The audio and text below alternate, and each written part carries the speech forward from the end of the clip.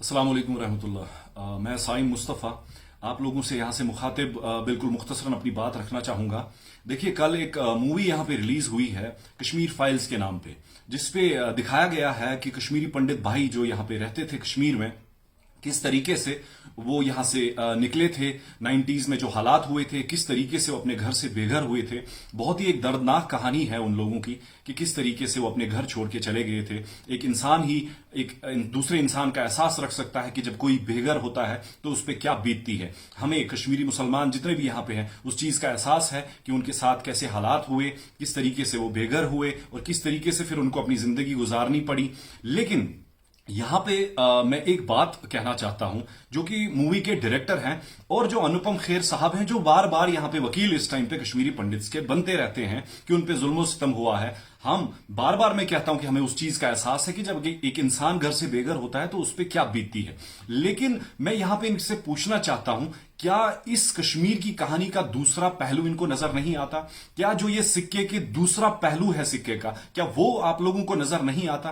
क्या ये आप लोगों को नजर नहीं आता कि ये जो हालात रहे हैं 90s से लेके अभी तक, क्या इसमें सिर्फ एक कश्मीरी पंडित ही के साथ जुल्म सितम हुआ है? क्या यहां पे जो कश्मीरी मुसलमान हैं उन पे हालात जो गुजरे हैं, 1.5 लाख नौजवान, 1.5 लाख कश्मीरी कश्मीर का नजराना जो पेश कर चुका है, वो इन हालात की वजह से पेश कर चुका है। यहां पे जो औरतें बेवा हुई है वो इन हालात की वजह से हुई है। यहां पे जो बच्चे यतीम हुए हैं वो इन हालात की वजह से यतीम हुए हैं। और इस टाइम पे मैं फिर से आपको कहता हूं, हमें कश्मीरी पंडित भाइयों का वो एहसास है, लेकिन क्या आप लोगों को इस चीज का एहसास है कि कश्मीरी मुसलमान किस तरीके से इन 30 सालों में अपनी जिंदगी जिया है, किस तरीके से हमने इन हालात का मुकाबला किया है, किस तरीके से जुल्म सितम हम पे यहां पे हुए हैं? आप यहां पे हमें बताइए। अनुपम खेर साहब जो बार बार यहां पे वकील इस टाइम पे बनते हैं कश्मीरी पंडित भाइयों के, मुझे बताइए तब आप कहां थे जब कश्मीरी पंडित भाई यहां से जम्मू चले गए थे? तब आप बॉलीवुड में खुद ऐश कर रहे थे, बॉलीवुड में अपनी जिंदगी गुजार रहे थे,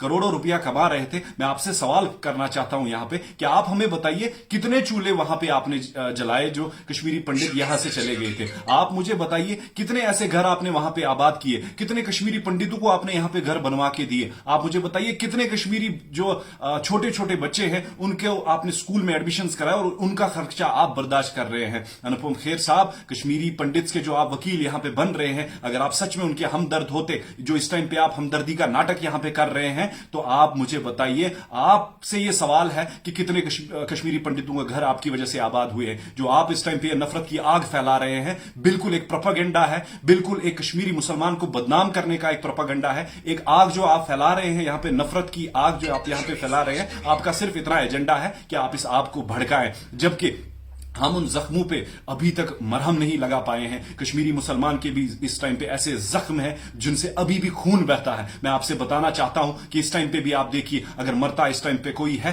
वो कश्मीरी मुसलमान ही इस टाइम पे मरता है। अभी भी फिर से एक बात कहना चाहूंगा, उन लोगों का दर्द हम भी महसूस करते हैं, लेकिन हमारा दर्द भी कम से कम आप लोग महसूस करें। हमारे भी छोटे छोटे नौजवान यहां पे मारे जाते हैं, हमारे भी यहां पे ऐसे हालात कश्मीर में रहते हैं जो पता नहीं चलता। शाम को न्यूज आ जाती है अननोन गनमैन, हम भी सवाल पूछते हैं आखिर ये अननोन गनमैन कौन है? मरता यहां से कश्मीरी भी है। अगर कश्मीरी पंडित्स के साथ यहां पे जुल्म सितम हुआ है, लेकिन कश्मीर जो मुसलमान है उनके घर भी आबाद नहीं हुए हैं। अगर यहां पे इन हालात जो कश्मीर के हालात रहे, अगर आप कहते हैं कि कश्मीरी पंडित बेघर हुए हैं, हमें उस चीज का एहसास है, लेकिन हमारे पास भी रहा तो क्या रहा? सिर्फ हमारे पास मकान रह गए हैं और कुछ भी नहीं। हमारे घर भी आबाद नहीं हुए हैं। उसके बाद हमारे घरों में भी लाशें देखी है, हमने भी हर गली में, कश्मीर की हर गली में हमने भी खून देखा है। मैं यहां पे सेंसर बोर्ड से ये अपील करता हूं, गुजारिश करता हूं इस चीज की, और हर किसी यहां पे जितने सारे ये वीडियो देख रहे हैं उनसे गुजारिश करता हूं कि यहां पे जो कि सेंट्रल गवर्नमेंट है उनसे आप लोग अपील करें। मैं भी यहां पे अपनी अपील रखता हूं कि इस फिल्म को बैन कर दिया जाए। और दूसरी बात, यहां पे जो ये